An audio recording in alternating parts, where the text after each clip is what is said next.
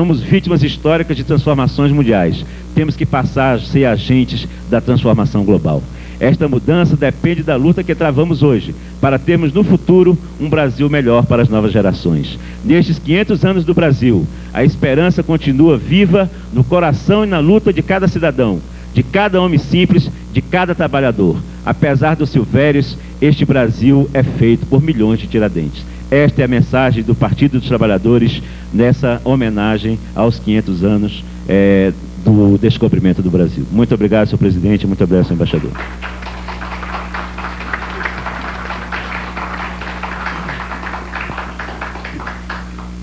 Gostaríamos de pedir para fazer uso da palavra o senhor deputado, líder do PSD, deputado Wilson Lima.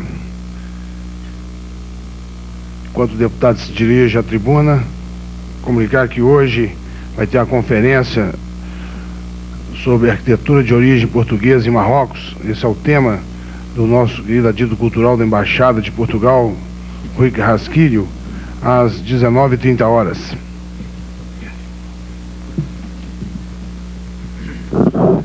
Deputado Wilson Lima. Excelentíssimo senhor presidente desta sessão e autor do requerimento, deputado Ginhagelo, senhor presidente da Comissão Nacional para as Comemorações do 5º Centenário do Descobrimento do Brasil, embaixador Lauro Barbosa da Silva Moreira, senhor conselheiro cultural da Embaixada de Portugal no Brasil, Rui Rasquilho, excelentíssimo senhor secretário de Turismo e Lazer do Distrito Federal, Lourival Zagonel, senhores deputados, demais autoridades aqui presentes, senhores jornalistas, minhas senhoras e meus senhores,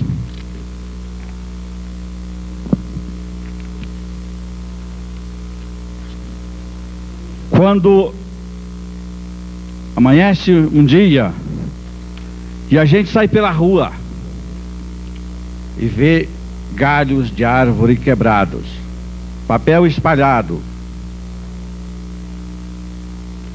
o capim amassado, folhas pela rua, a gente fala, passou uma grande ventania aqui nesse local. Ficou marcas. Quando se amanhece e a terra dá uma olhada, sementes germinando, flores desabrochando, todo mundo diz, choveu neste lugar. Ao raiar do dia, faz-se um grande clarão no horizonte. Os pássaros despertam, se alegram, se animam e cantam. É sinal de um novo dia, é sinal que o sol está chegando. E ele passa pelo céu e no poente ele deixa seus raios e deixa suas marcas de calor e diz que houve um grande dia.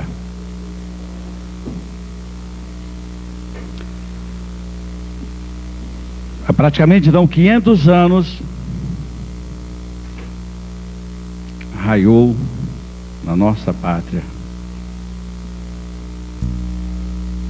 o grande descobrimento do Brasil. Data esta que, como nós todos brasileiros, eu quero ajudar a comemorar com meus companheiros da Câmara Legislativa, com todos os brasileiros, somando aos esforços dessa Comissão Nacional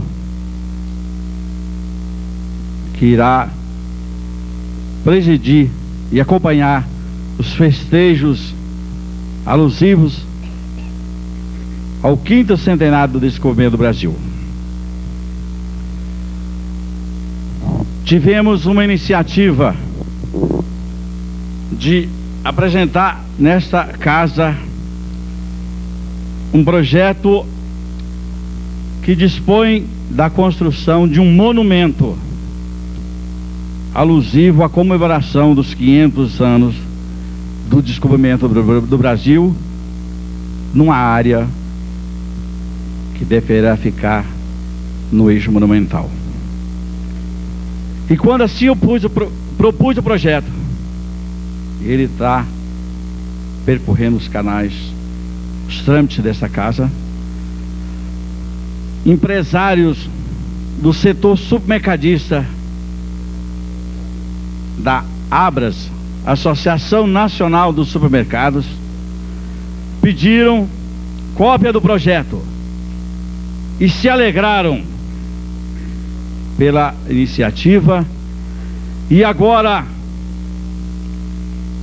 há justamente uma hora atrás, recebi a confirmação que a verba, senhor presidente, a verba para a construção do monumento histórico dos 500 anos, que será edificada com a ajuda de Deus, com o apoio do nosso arquiteto Oscar Niemeyer, do nosso governador e da Câmara Distrital, a verba já está reservada para construir, em parceria com o GDF, o grande monumento dos 500 anos de Brasil. E não ficou por aí, não. Nós também tivemos uma iniciativa de pedir à empresa de Correios e Telégrafos que lançasse um selo também alusivo aos 500 anos do Brasil. E nós temos certeza que a empresa não deixará de nos atender. Também pedimos, através de um requerimento, que é também a empresa de Correios e Telégrafos lançasse um selo comemorativo aos 40 anos de Brasília, a mais nova capital. De modo, senhor presidente, de modo, senhor embaixador, nós queremos somar a feliz iniciativa do presidente Giangelo de assim pedir que acontecesse essa sessão nesta casa, para que se pudesse tramar aqui a comemoração desses tão sonhados 500 anos de Brasil. Nós queríamos apresentar essa humilde, mas honrosa contribuição. Muito obrigado.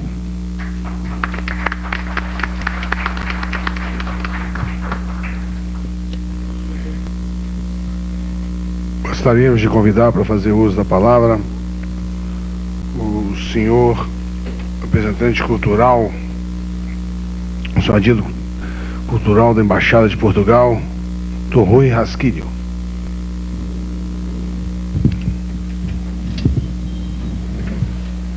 Senhor Presidente da Sessão, Deputado Gin Argelo, Senhor Embaixador Lauro Moreira, da Comissão Bilateral e da Comissão Nacional do 5º Centenário, Senhor Secretário da Cultura e Lazer do Distrito Federal, Lorival Zagonelli, Senhores Deputados, ilustres personalidades presentes. É para mim uma grande alegria, uma grande satisfação poder participar desta sessão como se fosse vosso. E é para mim uma grande alegria também corroborar com as palavras do embaixador Lauro Moreira, quando ele refere que o tempo dos 500 anos é um tempo de meditação para saber o que é que cada um de nós é. O Brasil tem os 500 anos para meditar, nós portugueses temos quase 1000 para fazer a mesma meditação, porque nós temos que estar permanentemente em meditação, porque se repararem o presente praticamente não existe. Nós somos feitos de passado e de futuro. O presente é o momento em que eu digo a palavra presente e estou já a projetar o nosso próprio futuro. Por isso, nós temos que ter permanentemente em causa os valores do nosso cotidiano, os valores da nossa pátria, os valores daquilo que pensamos que deve ser o nosso próprio futuro e o futuro daqueles que vêm depois de nós. Obviamente que para projetar esse futuro nós temos permanentemente que olhar para o passado e apenas executar lentamente no presente aquilo que vem depois. Eu recordo algumas palavras de Gramsci. Gramsci dizia que devemos ser pessimistas a projetar e otimistas a realizar. E eu penso que ele tinha razão. Porque se nós formos pessimistas enquanto projetamos o futuro, muito provavelmente esse futuro será mais risonho. Será um futuro mais consentâneo com aquilo que nós queremos que ele seja.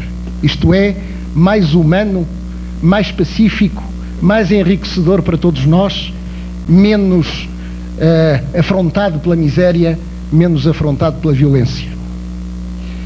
E esta história de ser pessimista a projetar e de ser otimista a realizar faz-me lembrar do infante Dom Pedro, o irmão do infante Dom Henrique, que foi um homem que se opôs de uma forma inteligente, quando viajava pela Europa, à nossa primeira saída para fora do retângulo europeu. Dom Pedro foi daqueles que cautelosamente dizia: cuidado, vamos para Ceuta fazer o quê? Meditem bem. Ganhou a outra facção, ganhou a facção do infante Dom Henrique. E por ter ganho a facção do infante Dom Henrique, nos recuados tempos de 1415, nós hoje estamos aqui a falar a língua portuguesa. A língua que se fala que é falada por 200 milhões de habitantes, a língua que em breve terá um outro país, que será Timor, que também fala a nossa própria língua. Mas a língua portuguesa deve quase tudo ao Brasil, porque o Brasil foi a grande extensão da língua nascida naquele retângulozinho europeu. E essa extensão brasileira da língua, isso que todos nós devemos a este grande país, é no fundo também o nosso próprio futuro, o futuro da comunidade dos povos de língua portuguesa. Muito obrigado.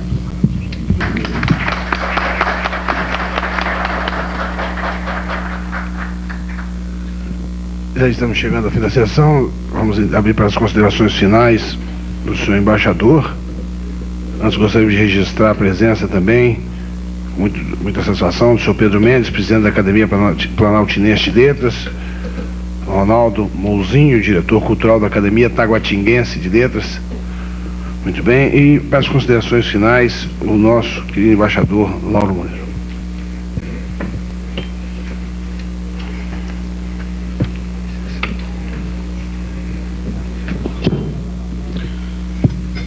Muito obrigado, senhor presidente. Eu gostaria, antes de me despedir dos senhores, agradecer as palavras generosas usadas pela deputada Nicéia Machado, pelo deputado Chico Floresta, pelo deputado Wilson Lima, sobre os trabalhos da Comissão Nacional para as comemorações dos 500 anos. Queria me congratular, se me permite, antes de mais nada, com o deputado Wilson Lima, autor do projeto do monumento alusivo aos 500 anos do Brasil, a ser dirigido em Brasília. Congratular-me por essa notícia excelente que nos deu de que a verba já está destinada, já está reservada, né, para o monumento, coisa, portanto, que eu até gostaria de ter essa felicidade com relação aos projetos todos da Comissão Nacional.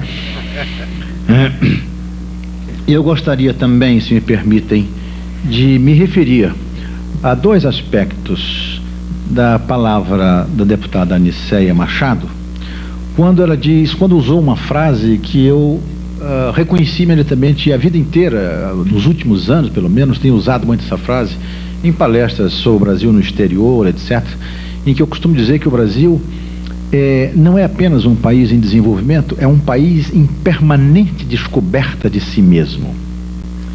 Mas isso chega a ponto de ser, digamos assim, algo físico, concreto. não é apenas a descoberta da sua própria história, a descoberta de cada um de nós dentro dessa história, mas é um país, e eu conto inclusive, né, aquela história famosa ocorrida em 1967, se não me engano, 69, quando dois geólogos estavam sobrevoando com o projeto Radam. No projeto Radam estavam sobrevoando a Amazônia e de repente o helicóptero teve uma pane e eles foram obrigados a encontrar um lugar para descer ali. Finalmente desceram, circunstâncias mais ou menos difíceis, claro, e eram dois geólogos, e 20 minutos depois estava descoberta a maior província mineral do planeta, que é a Carajás. Quer dizer, isto não é, evidentemente, não há possibilidade de acontecer em nenhum outro país do mundo, porque já são todos suficientemente conhecidos. Quer dizer, então o Brasil, literalmente nesse aspecto, é um país em permanente descoberta de si mesmo. Fora em todos os outros aspectos, talvez até mais importantes, que a deputada Nicéia Machado havia mencionado. O segundo aspecto é um aspecto triste, né? Quer dizer, não nos esqueçamos de que o Brasil, e aí faz parte da reflexão, foi o último país do mundo a libertar os escravos, por exemplo. Isto é uma coisa que realmente não nos dignifica muito. E libertou mal.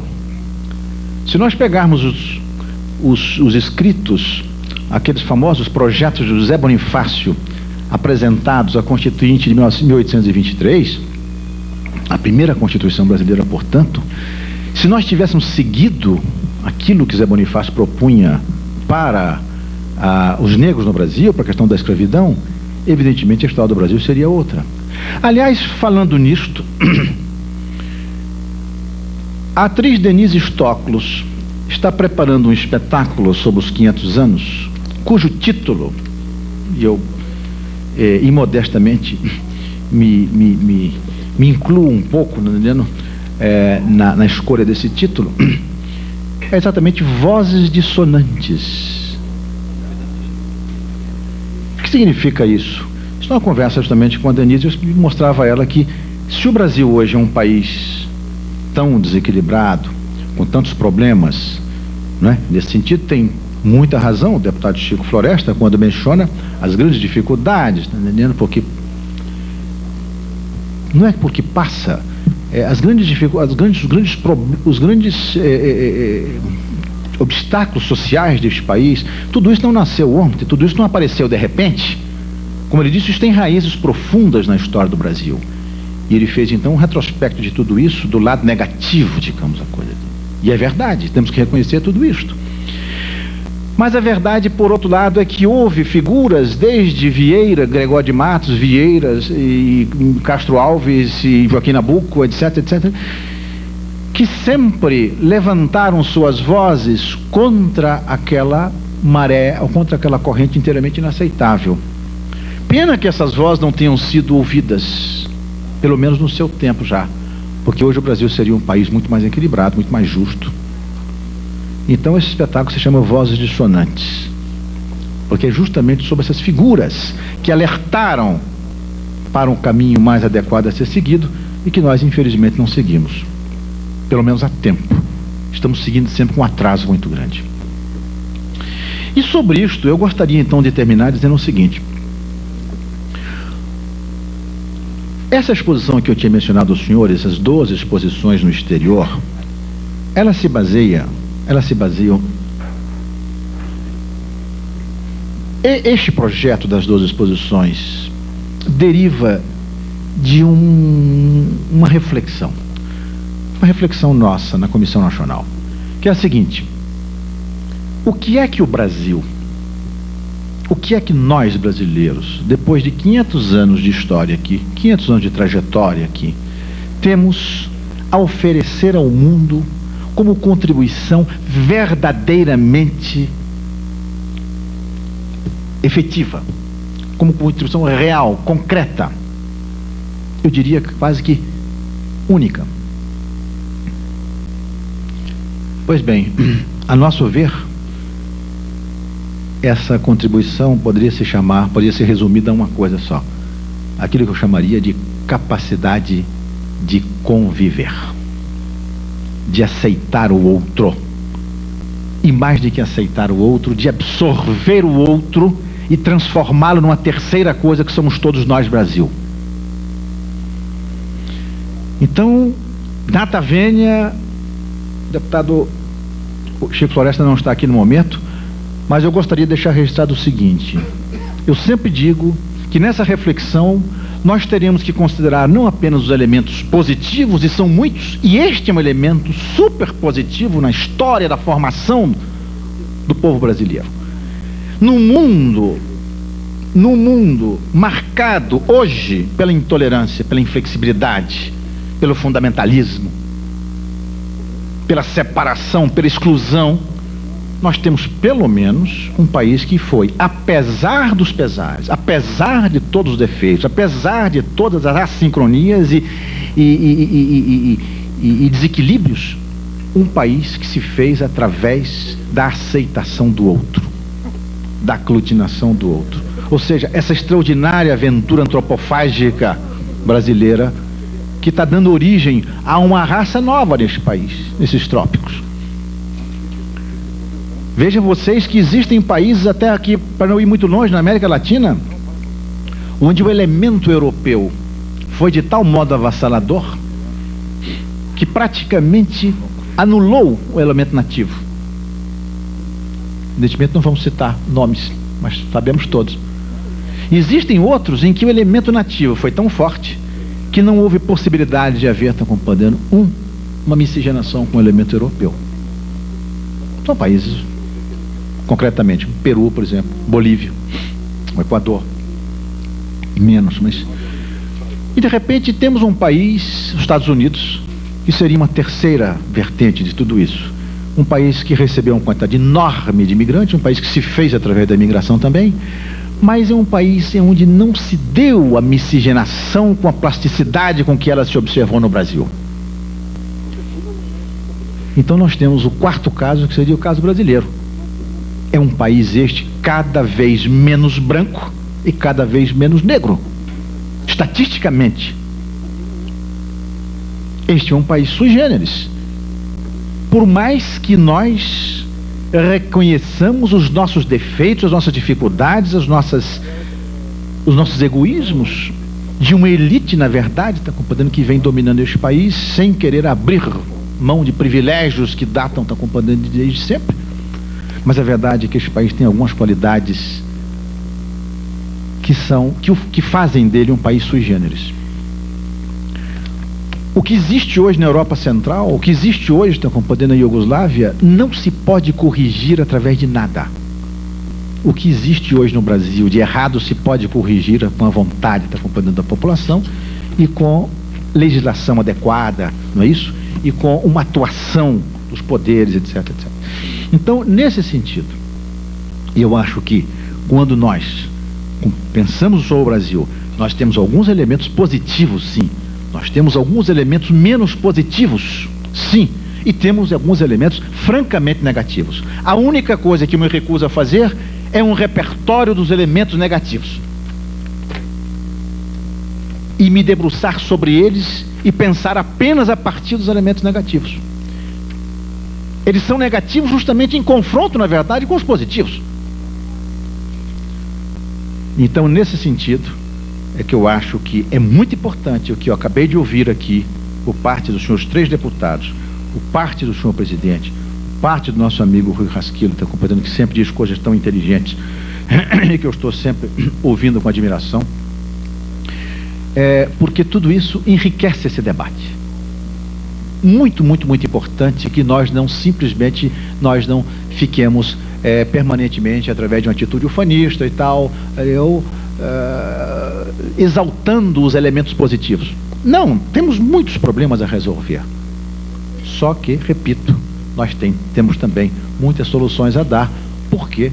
Porque nós temos uma flexibilidade, uma tolerância, uma abertura, uma capacidade de assimilar, tá compreendendo, que eu não vejo em outra parte do mundo. Muito obrigado.